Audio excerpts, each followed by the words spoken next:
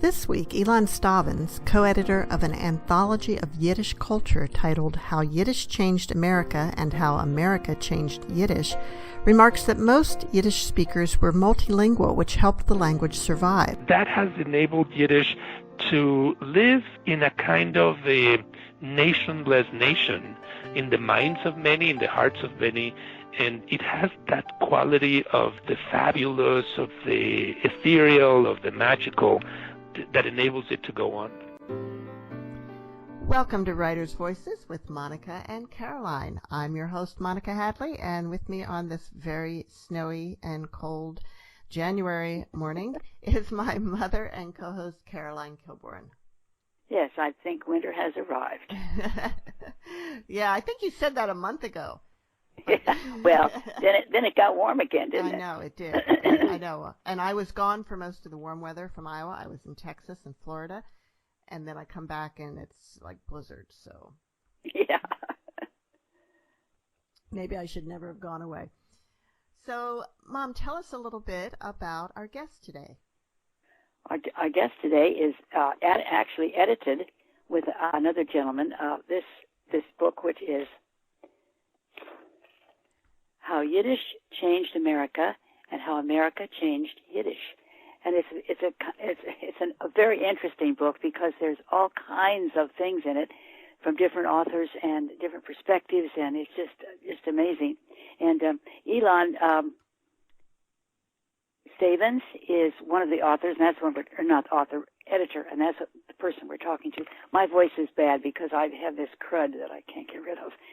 Okay, he is a publisher of Restless Books and the Louis Seberg Professor of Humanities, Latin American and Latino Culture at Amherst College.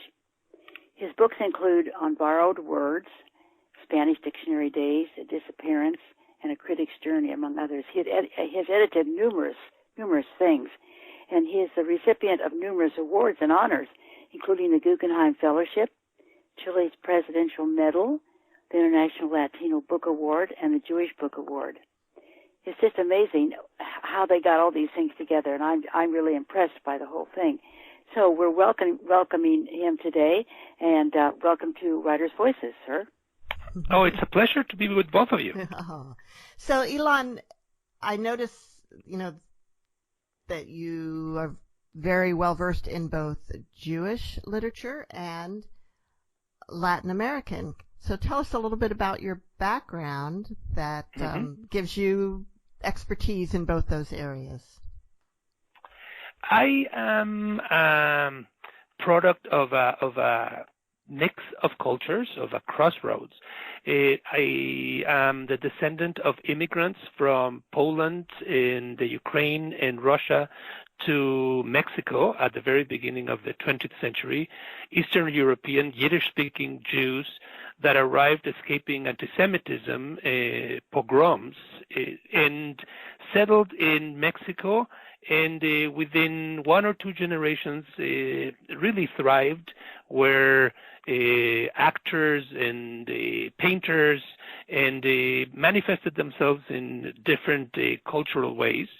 I myself reversed my grandparents' journey, becoming an immigrant and moving from Mexico to the United States, where I have lived for over 30 years.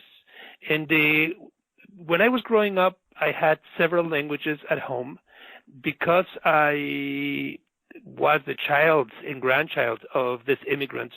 Yiddish, which is a language that started in Eastern Europe, in northern Germany in the 13th century, was spoken at home. It was the language of immigration, the same way that it was to the United States by a large portion of the immigrants between 1880 and 1930. But we also spoke Spanish. Spanish we spoke it on the streets and with the Mexican population at large. And the encounter of those two languages while I was a child could be a little maddening, not knowing exactly when you use one or when you use the other one. And I confess to even have resented the fact that my parents could not make up their minds, giving me two languages instead of one. I was flabbergasted by by their need to complicate things.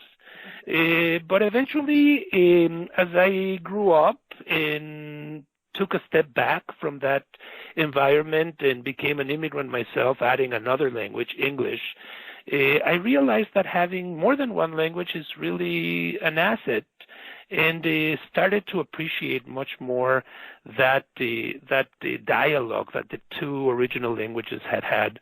And over the years, I became a journalist and an editor and a scholar, a columnist, and I have remained, to the extent that is possible, loyal to my many language loves.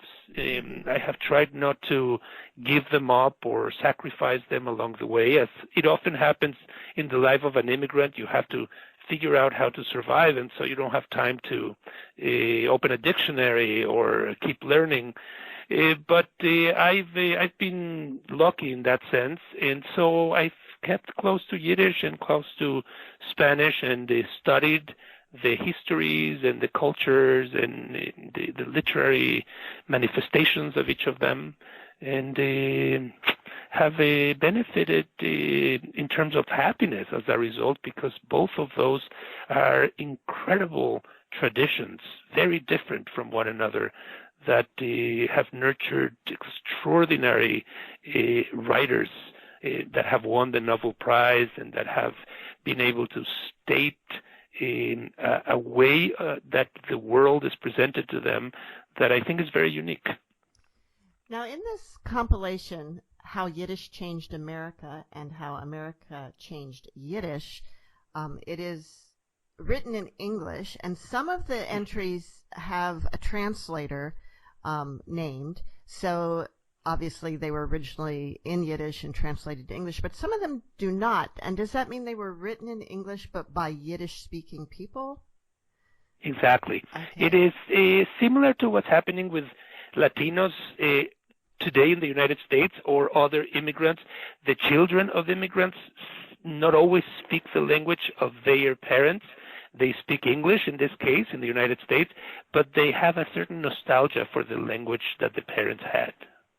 And there are, of course, certain words and phrases and sayings that have moved over from Yiddish to English, or from Spanish to English, or were there some that went from Yiddish to Spanish? Sure.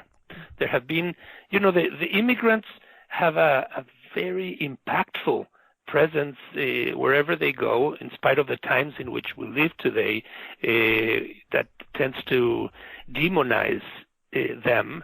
Immigrants are hard workers, and they want to integrate, to assimilate, and they are also eager to retain their roots and connect to the places where they come from.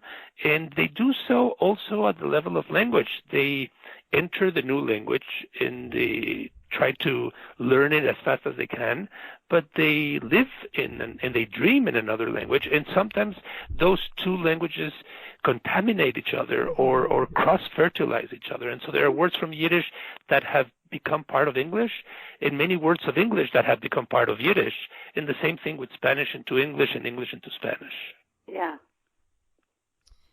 So, Ilan, tell us how this book, where the idea for putting together this book, How Yiddish Changed America and How America Changed Yiddish, what was the seed for that? Mm-hmm. The seed was an invitation that I had about a year ago of an institution that is not too far from where I live. I live in Massachusetts, in a small town called Amherst, where Emily Dickinson, the 19th century poet, was born and lived. And I am lucky to really be only about 5 blocks away from her house that is now a museum. And there's an institution nearby called the Yiddish Book Center that was created 40 years ago.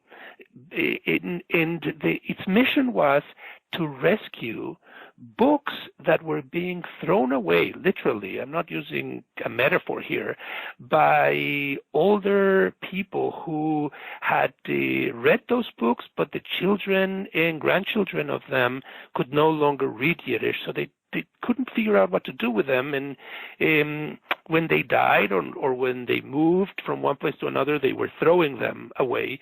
And this young man decided that it was a shame, and that he needed to rescue them. And he got what was the equivalent of a U-Haul truck at that time, and went from dumpster to dumpster, literally picking up those Yiddish books and putting them together. And then he got a warehouse here in Massachusetts and started collecting what ended up being millions of Yiddish books that were being disposed. And that ended up becoming an organization that is now the world center of Yiddish culture. People come and study there, open those books. Many of them have been digitized through donations by Steven Spielberg and others.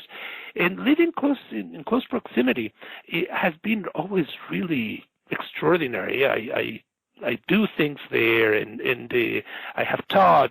I have met a lot of people, and they were turning 40, and they said that they wanted to celebrate. They invited me to help them organize the events, and I proposed to them doing a volume that would capture what Yiddish had been in the United States since the arrival of those immigrants at the end of the 19th century. They loved the idea, and unlike other books, I had the title in my head from the very beginning. I went to them and said, why don't we do a book called How Yiddish Changed America and How America Changed Yiddish, thinking that, well, they might like the idea, but they won't like the title, and in that case, we'll look for another one. But they said, we love it, and we love the title, and let's go ahead. And then, so it was a matter of now filling up the pages, because now I had exactly a map of what I wanted to do. I wanted to create a kind of a GPS of the poets and the recipes and the cartoons and the opinion pieces and the letters that many immigrants, some of them professional writers, some of them not, had done, a selection that could be for younger people and for people that are not Yiddish speakers or Jewish. And so it was almost, it came like a thunder in my head, and like a mission or an obligation. And it took about maybe 2 months to collect some of the material. We translated some anew, and then, as is often the case, you need to ask permission and see if the writer is alive, or who inherited, or who's the heir, and if you're going to have enough money to pay for all those permission rights. But it has been a joy. There has been a lot of wonderful energy. The reception has been really extraordinary, and I'm just very happy.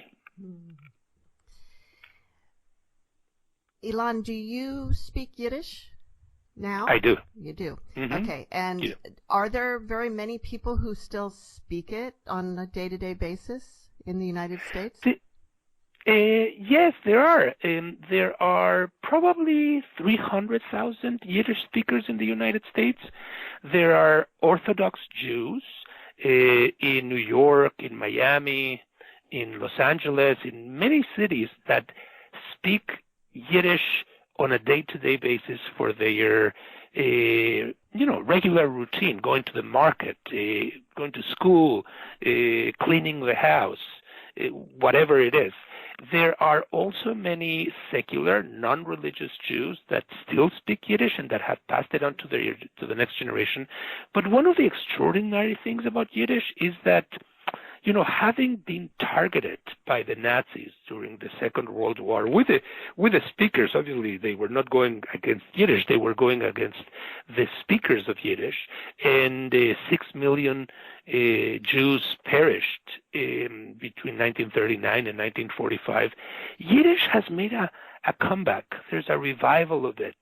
There are festivals of music and culture in many cities in the United States that are connected with Yiddish. There are Yiddish language courses all over the country. There are movies being filmed in Yiddish. There's Yiddish radio. There's really an astonishing, miraculous return of Yiddish. And I think that speaks tons to the way people realize that a language is not only how we talk to one another, a language is really the culture that fosters that language. And that Yiddish is very old. Yiddish is as old as English. It has gone through all sorts of adventures and misadventures, and it's not ready to give up. Now, most languages seem to be, what do you say, identified with a certain geographic region. Mm-hmm. And is that true with Yiddish? Was it mostly, like you said, I believe you said northern Germany and Eastern Europe, or did it spread beyond that very quickly? One of the characteristics of Yiddish is that unlike any other standardized national language, think of German or French or Italian or Portuguese or Spanish, it doesn't have an address. It doesn't have a home. There is no country where Yiddish is spoken as the single official language.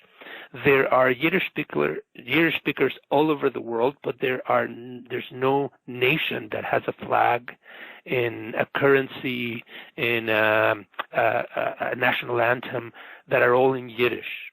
And that makes it a kind of transient, globe-trotting language. There are very few languages like that survive, because it is often said that in order to endure, a language needs an army and a navy to protect it.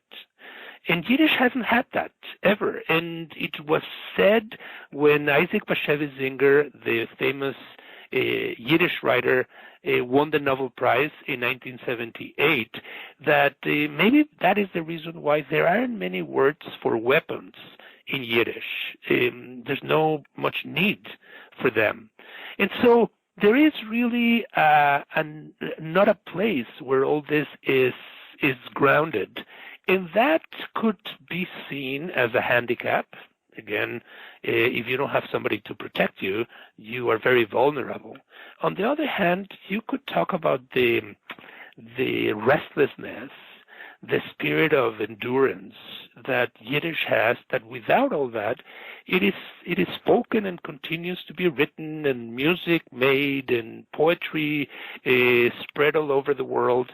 And I think that's one of the things that attracts me the most. In many ways, a language like English is a language that is connected with, say, the United States or England or Canada or Australia, and with the histories of those nations that could be sometimes messy and violent. And in the case of Yiddish, there's no connection directly with a nation. There's no colonial past or imperial quests that Yiddish speakers have had. Many Yiddish speakers have been multilingual. They have spoken Yiddish as their first language, but they have also spoken, say, Russian or English, or as in my case, Spanish. And that has enabled Yiddish to live, I would say, in a kind of a nationless nation, in the minds of many, in the hearts of many, and it has that quality of the fabulous, of the ethereal, of the magical, that enables it to go on. What is the relationship between Yiddish and Hebrew? Mm-hmm. Beautiful question. Because of the life that Jews have had over more than 2,000 years, outside of what was the Promised Land in Palestine, and before the creation of the State of Israel in 1948, a diasporic life where Jews lived in Italy, and they lived in Iraq, and they lived in Germany. The Jews were guests of others, and they spoke the language of the place. In Germany, German; in France, French; in Italy, Italian. But they also spoke a kind of minority language that was the way they communicated with one another. And across history, there have been many Jewish languages. Yiddish is the most famous one, but there are about 30 or 40 others, like Judeo-Italian, Judeo-French, Judeo-Persian. This one, Yiddish, is really Judeo-German. It started in Germany, but it became a dialect of German, and then it became an independent language. It was, at first, a kind of bastardized German that used Hebrew letters. It wasn't written in German letters, but in Hebrew letters. And then over time it became its own language with its own grammar and its own syntax. But across all those periods in history, there was always one language that the Jews spoke in the many diasporas, in the many chapters that they lived in, that was the sacred language, the one reserved for the Bible and the biblical discussion. That was Hebrew. Hebrew among the Jews is considered to be the language with which humans communicate with God, and God communicates with humans. And so Hebrew is a religious language, and Yiddish is a kind of mundane world language that is not connected with religious texts.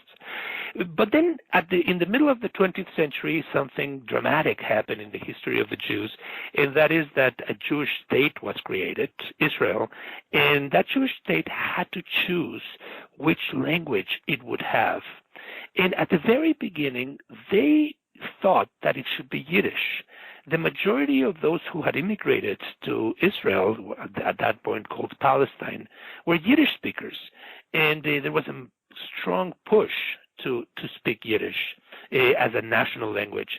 But then the original Zionists said that no, this was a return to the biblical times, and that they should speak Hebrew, and that Hebrew was now going to become not a sacred language, a religious language, but a language of day-to-day life.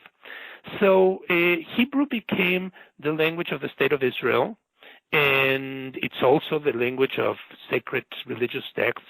And Yiddish remains a language of the outside the State of Israel, of the diaspora, a language that doesn't have a home, doesn't have an address, as I was mentioning.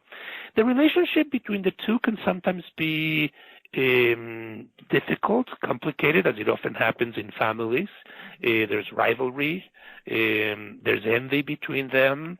In the book, there's even a piece that I think is really wonderful by a woman professor who teaches in Toronto right now, Naomi Seidman, who suggests that Hebrew is very male-ish, masculine, and Yiddish is very feminine, and that has to do with the sounds, and it has to do with the trajectory. So the answer to your question is that Yiddish is what Ashkenazi Eastern European Jews spoke and still speak, and Hebrew has undergone all sorts of changes, and now is not only a religious language, but also the language of a state, of a nation. You're listening to Writers' Voices with Monica and Caroline, and our guest today is Ilan Stavans, co-editor with Josh Lambert of How Yiddish Changed America and How America Changed Yiddish. I was really interested in the variety of writings and things that you put in this volume. I started out, of course, with the first one, and then it's not a book that you can just run through. You have to digest these things as you go, and that's what's so interesting about it. And how did you choose what to put in it? That's what I'm wondering. Very good question. It's a bit like a banquet that you present to guests, where you want to impress them with all sorts of dishes and appetizers and other delicacies that you have, and you know that people are going to come in at different times. Not all are going to be sitting at the table at the same time, so you want to entice them in different ways.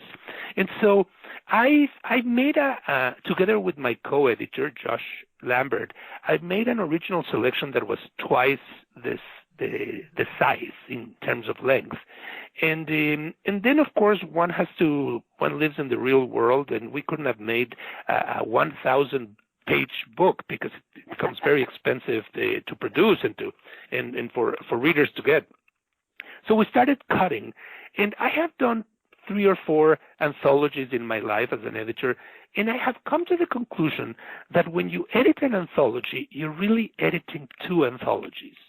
The anthology with everything that you're going to put in, and the anthology with everything that you're going to leave out.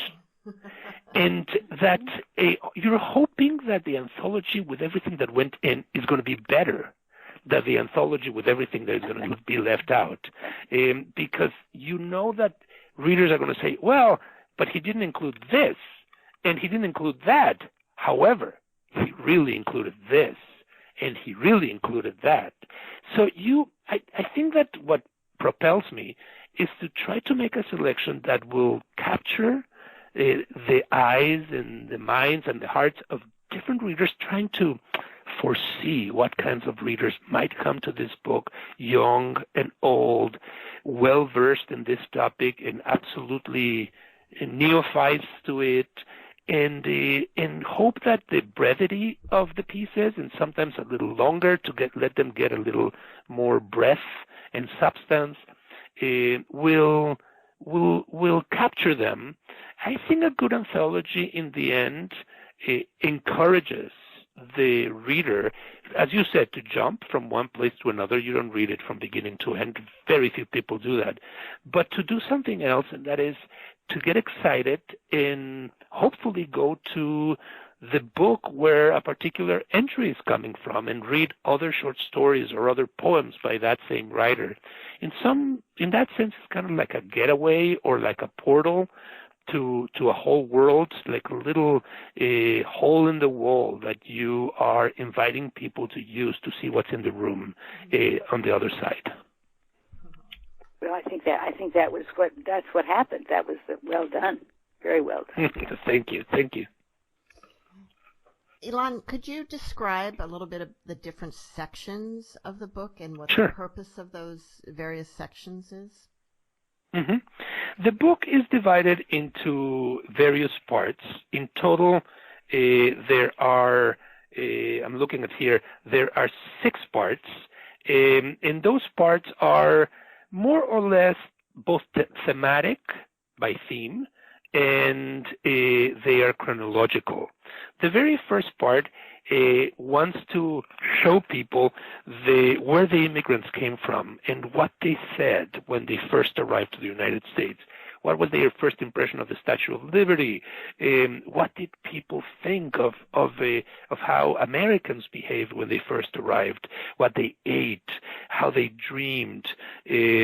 How they got organized in unions or in collective groups? What the role of women was, the role of men, so on. So the very first part is that. It's called Politics and Possibility. Then the second part is called the Mother Tongue Remixed. And that is a part that I feel very close to. It's how Yiddish, the Yiddish that those immigrants had, upon first exposure to English, how did it react? Many immigrants say, and I'll say it myself, that my Spanish, after coming to the United States, did not remain pure. It started to mix a lot of words from English. And at some point, that generated an anxiety. Am I losing my Spanish? Is my Spanish becoming too Americanized? And there was something called Yinglish, which was the mixing of Yiddish and English in songs, in stand-up comedy. And that section tries to explain how words like kosher and mikvah and schmuck and so on entered Yiddish, and how many words like dollar and just the word American entered the Yiddish language.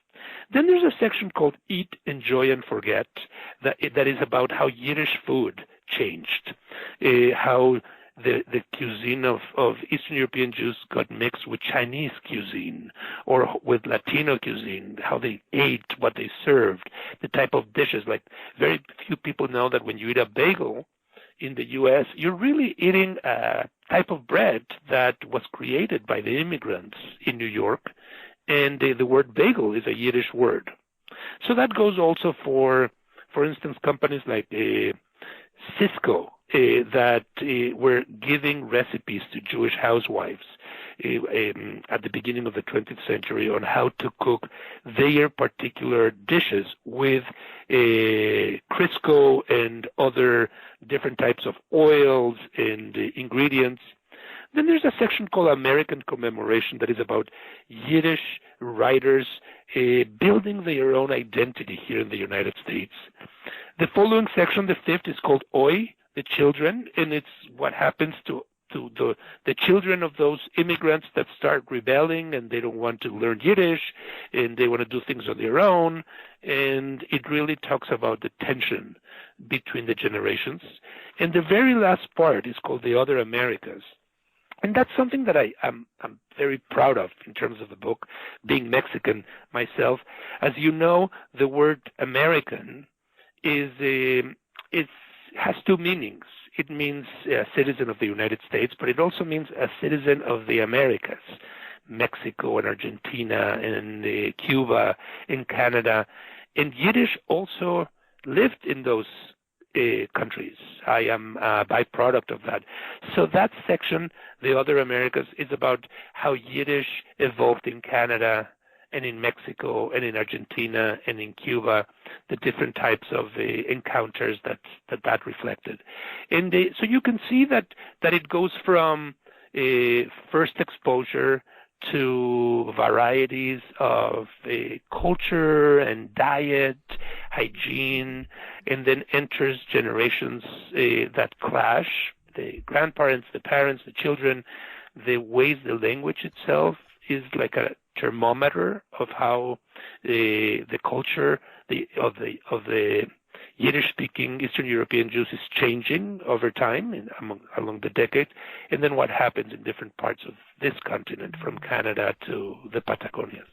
And then, of course, there's such a wide variety of types of material here, from poetry to fiction, essays, memoirs, songs, cartoons, recipes, excerpts from a play,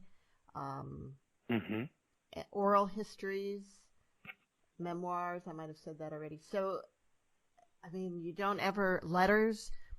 It's like a treasure trove. It's like diving into, like opening this trunk full of material and just reaching in and pulling something out, and every time you're going to get something different, and it's like a discovery to sit down with. You know, for some reason we tend in bookstores and in colleges to separate the types of literature, like this is fiction, and this is poetry, and this is memoirs, and this is essays. But in the real world, everything is together. And I think anthologies can do that, can show you that in the real world things are kind of always in juxtaposition. And you can hear a poem on the radio, and then you turn around and there's a cartoon that is telling you something, and then you open a book and you're reading a novel, and you open the newspaper and now there's a letter to the editor complaining about something that the mayor did. So you're always being exposed to this mix of things. And I think an anthology can be very flexible and elastic in that sense. You're listening to Writers' Voices with Monica and Caroline, and our guest today is Ilan Stavans, co-editor with Josh Lambert of How Yiddish Changed America and How America Changed Yiddish. Ilan, why don't you read a section from, or a selection from the book? With much pleasure. I'm going to read the very beginning of an essay called "How Does It Feel to Be a Yiddish Writer in America?"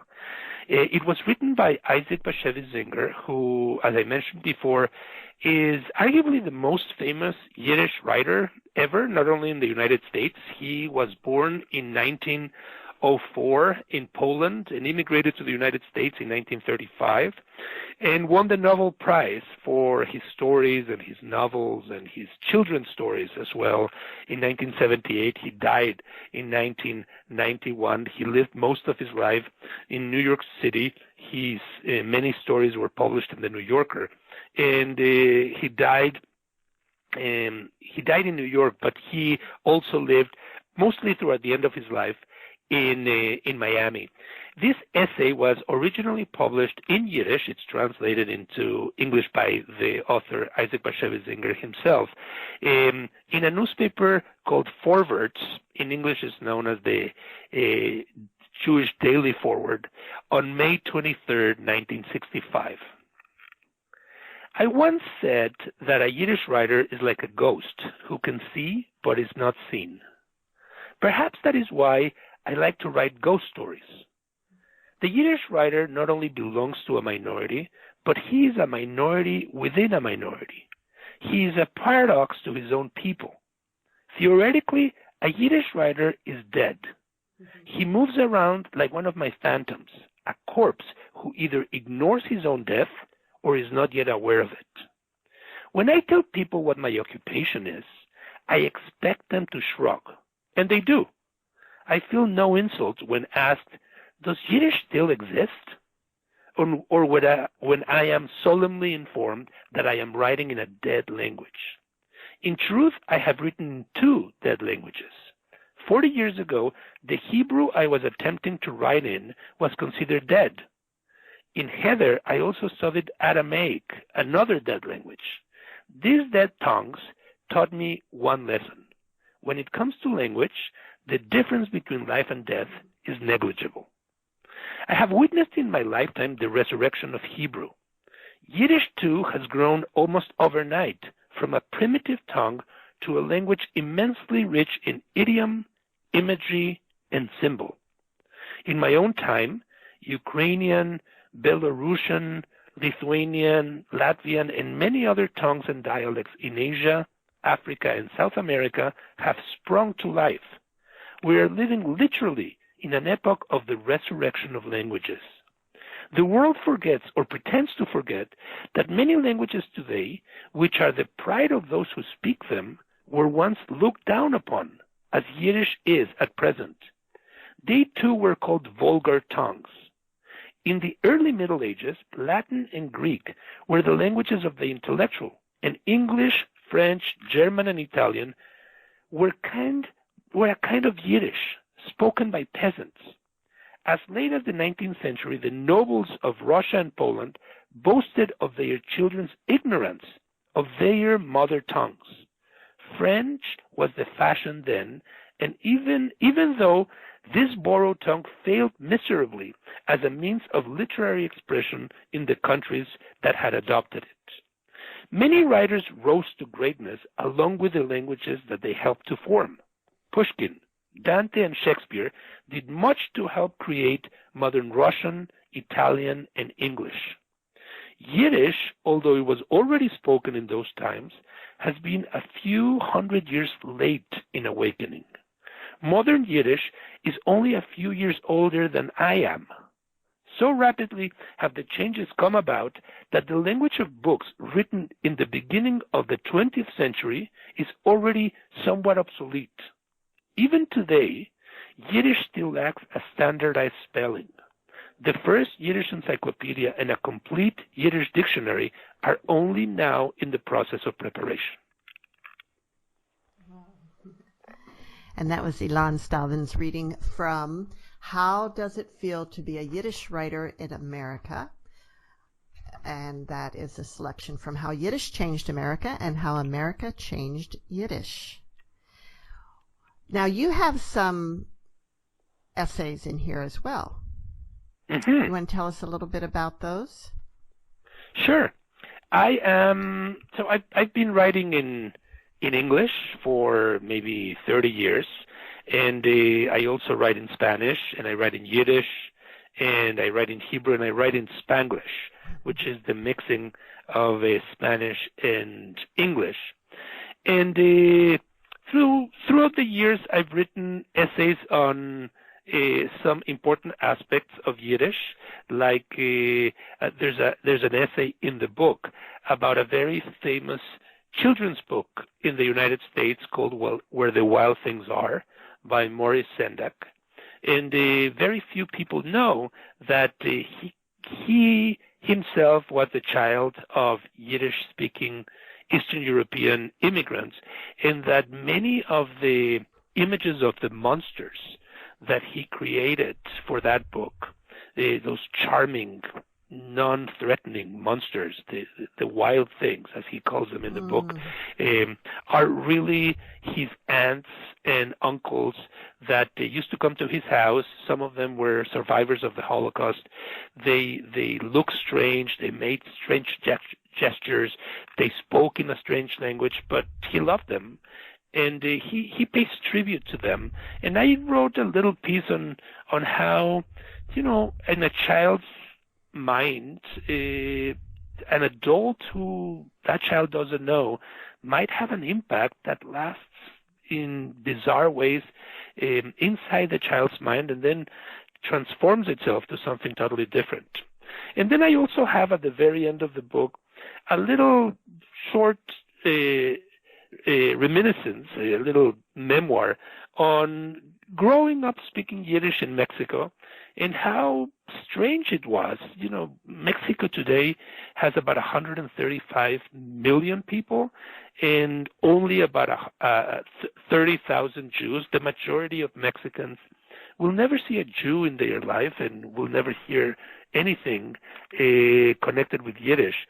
And I felt very isolated growing up, speaking this language, feeling that I wasn't being invited to be part of Mexico as a whole. I was both in Mexico but not in Mexico. And only later did I realize that, that is something that happens often with minorities that are and aren't fully part of the culture in which they live. So that little essay at the end is about growing up a Yiddish speaker in Mexico. Mom, what were some of the articles and essays and stories that spoke to you or that interested you the most? One of them that was the Messiah, and that was extremely interesting, I thought, because these gentlemen were trying to, I couldn't quite decide, did they have some kind of a, I don't know, what did they do for a living? They had, because they were going to have a spitter, and then they decided no, that wasn't, that they would rather have someone pretend to be the Messiah, but the gentleman that they were going to have do that didn't know what they were doing, which I thought was extremely interesting. Yeah, that's an play, a piece by Moshe Nadir that was translated by Michael Shapiro. There's a section in the book called Messiah in America, and it speaks, as you well put it, to the longing that many people have of different times, future times, messianic times, connecting it with a particular savior-like figure that will come and help or put things upside down. But in this case, there's a lot of satire and deliberately unclear elements about what that change might be in the future. Mm-hmm. So these guys are producers in Yiddish Theater. Is that Because there's several other. Actually, that was something I was going to bring up. Was Sure. Yiddish theater seemed to have been a very important aspect of Yiddish culture in the early days of the immigration to America. Yiddish theater was an essential form of entertainment and also of expression of this group of immigrants that came to the United States. There was a very lively, vigorous theater scene in New York at the very beginning of the 20th century that was in Yiddish, and very often there was some of those plays were translated into English and were staged on Broadway. So that is pretty hard today. It was very hard at that time as well, but that shows the quality that the Yiddish theater had at that time. Let us remember, of course, that in the 1910s and the 1920s, there was no other form as widely spread in terms of entertainment as we have today. No television, no cinema, no streaming, no internet. And so theater was really what people longed to see. They would pour into the theaters to see the performances. And one of the pieces in the book is really very important, not only in the history of Yiddish theater, but in the history of American theater. It's called God of Vengeance, was written by a very famous Yiddish novelist that was also a playwright, Sholem Asch, and it was the very first time on an American stage that there was a kiss between two women.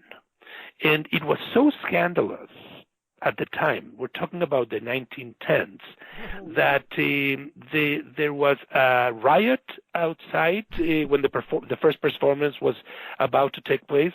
The police came, closed the play, put all the actors and the playwright in prison, and there was a lot of discussion. This was obscenity. This was impure. It was bringing down the moral codes of America. So you see there the connection between what Yiddish theater was doing to America and what America was doing to Yiddish theater as well. Over time, many of the Yiddish-speaking Jews jumped to American theater and performed in English, and then eventually to movies.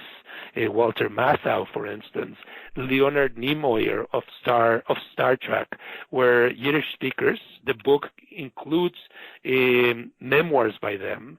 There were also others that moved to television. Jerry Seinfeld is one that inherited a lot. Mel Brooks. And so there was a lot of power in Yiddish theater that then permeated other forms of American entertainment through the sensibility of Yiddish. And this piece that Caroline was talking about from Messiah in America by Moshe Nadir, is that how you pronounce it? Yeah. So it reminded me also a little bit of The Producers, the film, yes, the Mel Brooks the film by Mel Brooks. Yeah. Which is it's irreverential, it's funny, it makes fun of itself. It's impossible to think of Mel Brooks in particular without thinking of the whole tradition. If you know, for those of us who know about it, of the whole tradition of Yiddish theater before the very first movie by Mel Brooks, who made The Producers, had portions in Yiddish. And Mel Brooks talks in interviews about the influence that writers like Moshe Nadir and others had on his parents' generation. And just a little coincidental connection, Gene Wilder was in The Producers, and he was he attended the University of Iowa in the theater program there and was in a class with Caroline. Fantastic. Although she doesn't remember him, but another classmate of theirs does remember him being in that class. Yes, that happens. Yeah, which was Dan Isaacson, who was became a very close family friend because he introduced my mother and my father to each other. Oh, beautiful, beautiful. There is value in what happens in the classroom, huh? Yeah.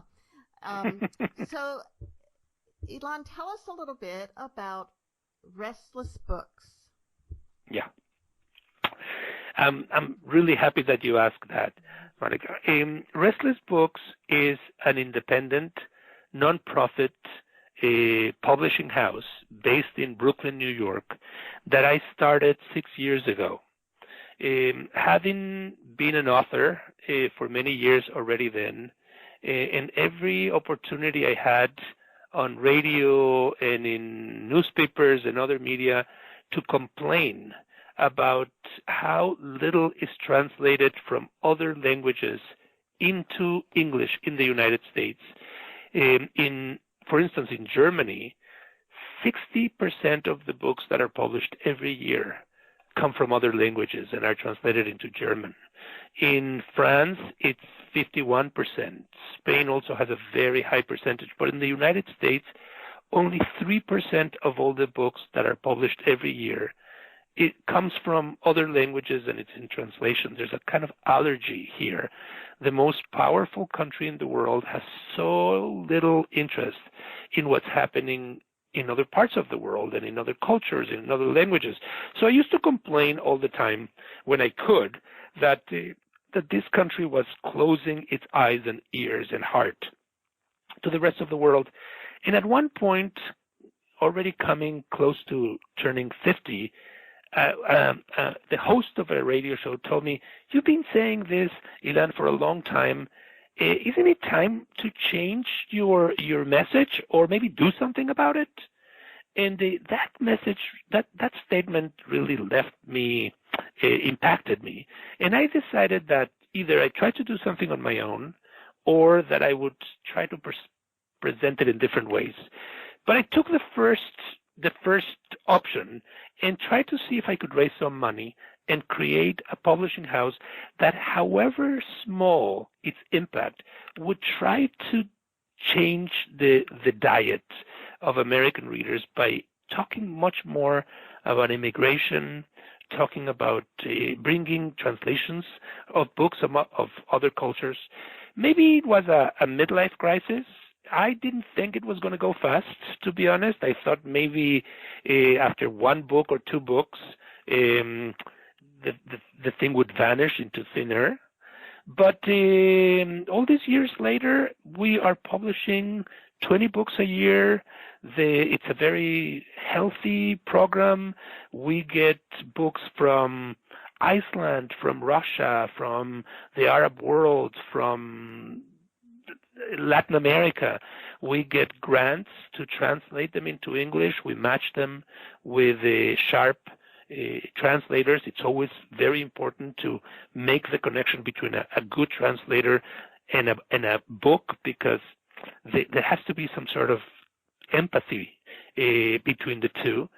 And the public has responded just beautifully. The books have sold very well. They are reviewed. They have received, fortunately, many prizes. People like you are interested in it. It seems to me that though the big corporations are always giving us the big shtick of certain types of books, there's a hunger, a genuine, authentic hunger within this country that is so big, of trying to hear what's happening in other parts of the world beyond what our politicians and our kind of most salient media tells us. And 20 books is a lot for a small publisher. We have now 8 people working full time, and really passionate, terrific editors and publicists, etc. But how big can your impact be? And yet there's a famous line in the Talmud, which is one of the famous Jewish books, religious books, that says, if you change one person, you are changing the world.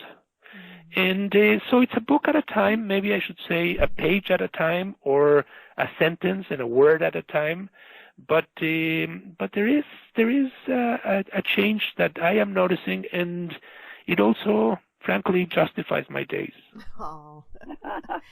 And It seems like you have pretty good distribution for. They are distributed through Simon & Schuster worldwide, so you can buy them in Australia and everywhere where English language books, even in non-English language countries like France, if they have English language bookstores, the books are there. And so that's an interesting partnership. The small publishers depend on the help that the big distributors, we pay for it.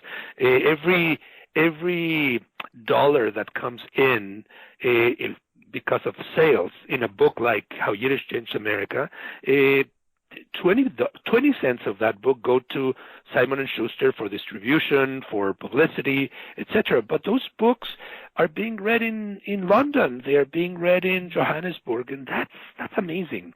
And in the age of globalism, books still travel.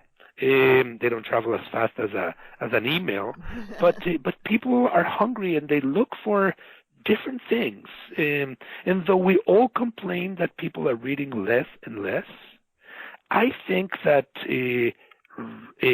literature has always been for a group of passionate readers, and those passionate readers are probably more passionate today than at any time before. I think you're right. And, I'm glad you called out the fact that so few books in the U.S. are translated. I'm going to watch more for those and try and do more of those on Writers' Voices. I know we did at least 2 last year. We did A Fist or a Heart, which was an Icelandic book by Kristen Eriksdottir, and we did The Murmur of Bees by Sofia Segovia, who's a very well-known Mexican author. Yes, sure. But I'm going to keep my eye open for more. Terrific. Like that. Yeah, you see there's change. That's fantastic. Yeah. And I salute you for doing this because it's important that other voices are heard. We might not agree with those voices, but it's important to hear them. Yes, indeed. Well, we're just about out of time, and it's just been a great pleasure having you with us today, Ilan. My pleasure. I want to thank you very much. It's wonderful that you've taken the time to open the book and to explore different parts and to engage in dialogue. I really appreciate it. Keep on doing what you're doing. I love the fact that the two of you are doing it. I have done many podcasts and many radio shows, but never with a mother and a daughter, and that is terrific. Oh, well, thank you so much. Thank you so much. And, Mom, do you have some closing words for us? I do. Now, both of these quotes are from the book. The first one is, man plans, God laughs. And the other one is, the whole world is one town. And I found that to be extremely interesting. And can you say those in Yiddish for us?